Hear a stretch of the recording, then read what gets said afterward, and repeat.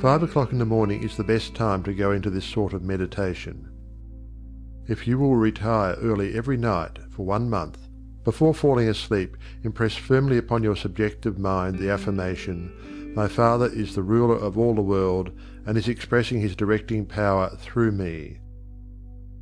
You will find that the substance of life takes form in the moulds of your thoughts. Do not accept the above suggestion simply because it is given to you. Think it over carefully until the impression is made upon your own subconscious mind understandingly. Rise every morning, as was suggested before, at 5 o'clock. Sit in a quiet room in a straight-backed chair and think out the affirmation of the previous evening, and you will realize and be able to put into practice your princely power with the realization to some extent, at least, that your mind really is a center through which all the creative energy and power there is taking form. Scientific prayer. The principle underlying scientific prayer. In prayer for a change in condition, physical, mental, or financial, for yourself or another, bear in mind that the fundamental necessity for the answer to prayer is the understanding of the scientific statement. Ask, believing you have already received, and you shall receive. This is not as difficult as it appears on the surface, once you realize that everything has its origin in the mind, and that which you seek outwardly, you already possess. No one can think a thought in the future.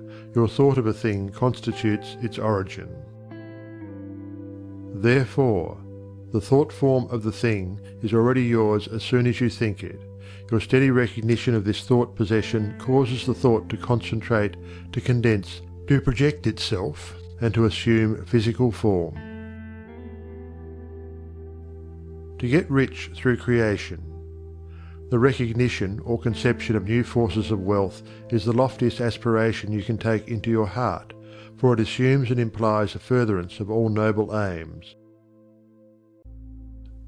Items to be remembered about prayer for yourself or another.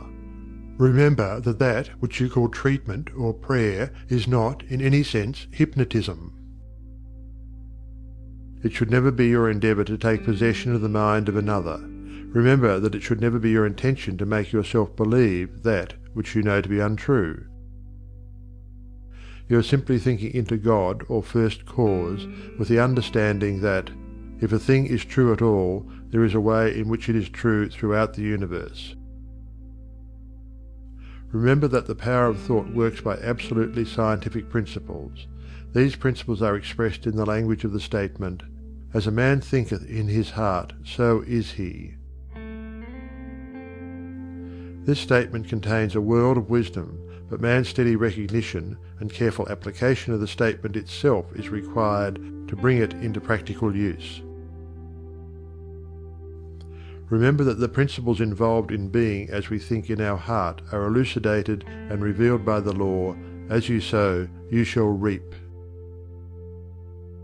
Remember that your freedom to choose just what you will think, just what thought possession you will affirm and claim, constitutes God's gift to you. It shows how First Cause has endowed every man with the power and ability to bring into his personal environment whatever he chooses, cause and effect in reference to getting. If you plant an acorn, you get an oak. If you sow a grain of corn, you reap a stalk and many kernels of corn. You always get the manifestation of that which you consciously or unconsciously affirm and claim, habitually declare and expect, or in other words, as you sow. Therefore sow the seeds of I am, I ought, I can, I will realize that because you are, you ought, that because you ought, you can, that because you can, you do.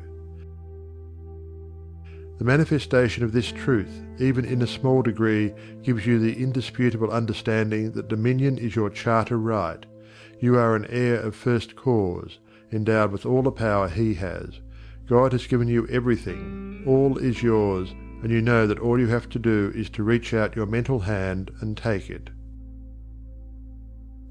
This formula may serve as a pattern to shape your own prayer or affirmation into God for the benefit of another or yourself.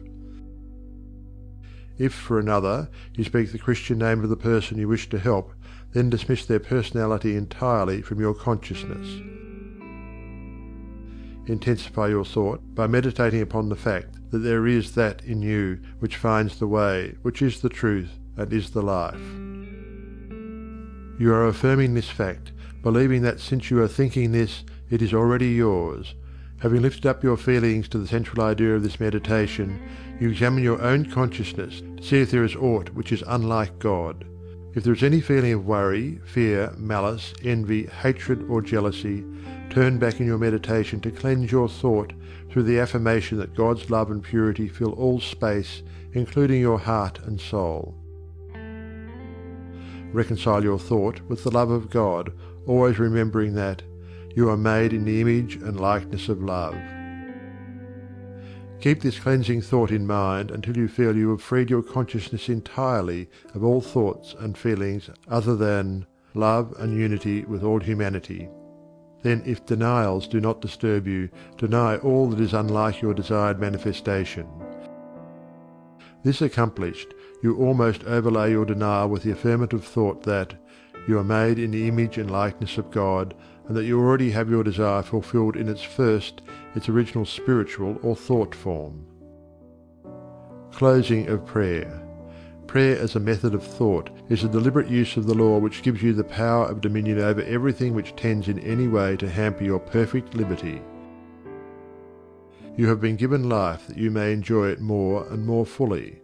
The steady recognition of this truth makes you declare yourself a Prince of Power.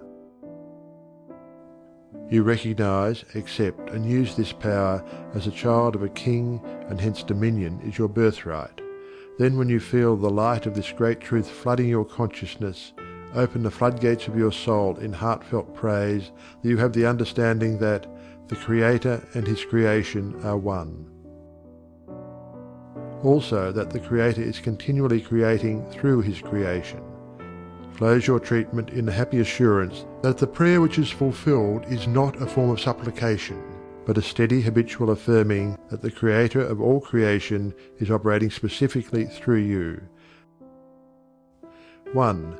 Spend 1 minute in every 24 hours in conscientiously thinking over the specification that must be observed in order to have your prayers answered. 2. Practice the steady recognition of desirable thought possession for 2 periods of 15 minutes each every day. Not only time yourself each period to see how long you can keep a given conception before your mental vision, but also keep a written record of the vividness with which you experience your mental image. Remember that your mental senses are just as varied and trainable as your physical ones. 3. Spend 5 minutes every day between 12 noon and 1 o'clock with a mental search for new sources of wealth.